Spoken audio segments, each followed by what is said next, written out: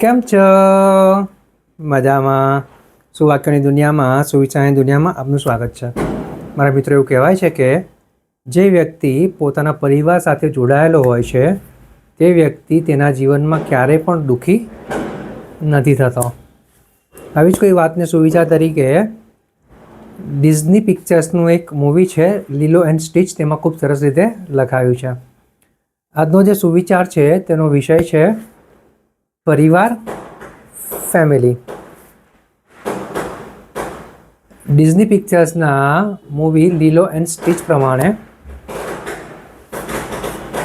ઓહાના એટલે પરિવાર, અને પરિવાર એટલે કે જ્યાં લોકોને પાછળ નથી મુકાતા અને ભૂલાતા પણ નથી. મારા મિત્રો, વાત ખૂબ જ સરળ છે, ખૂબ જ સીધી છે, એટલી જ મહત્ત્વની છે. અહીંયા જે વાત છે તે પરિવારની છે, ફેમિલીની છે. અહીંયા એવું કહેવામાં પ્રયાસ આવી રહ્યો છે લોકોને પાછળ છોડવું એટલે કે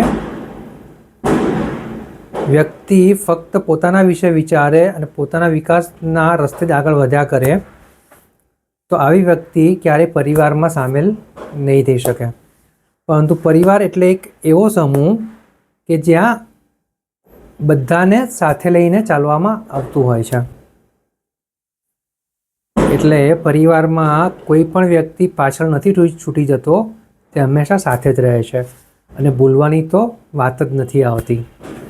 એટલે જ્યાં વ્યક્તિઓને ભૂલવામાં નથી આવતા, પાછળ છોડવામાં નથી આવતા, એને જ એ જ સમૂહને પરિવાર કહેવાય છે. એટલે અહીંયા જે વાત છે તે પરિવારની એટલી જ છે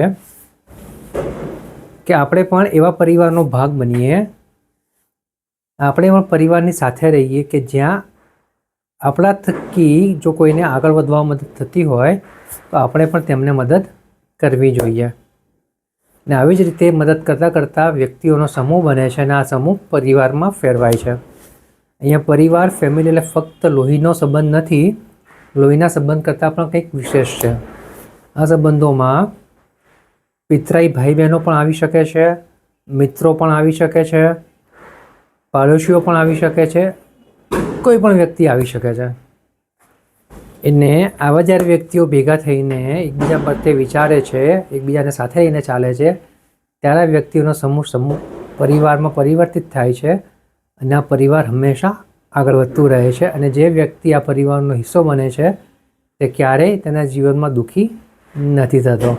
એટલે મારા મિત્રો, આપણા જીવનમાં પરિવારનું ખૂબ મહત્ત્વ હોવું જોઈએ અને આગળ વધતા રહેવામાં પ્રયાસો કરતા રહેવા જોઈએ. કારણ કે પરિવાર થકી જ આપણે સારું કરી શકીએ છીએ, સાચું કરી શકીએ છીએ અને બધાને સાથે લઈને ચાલી શકીએ છીએ. Thank you.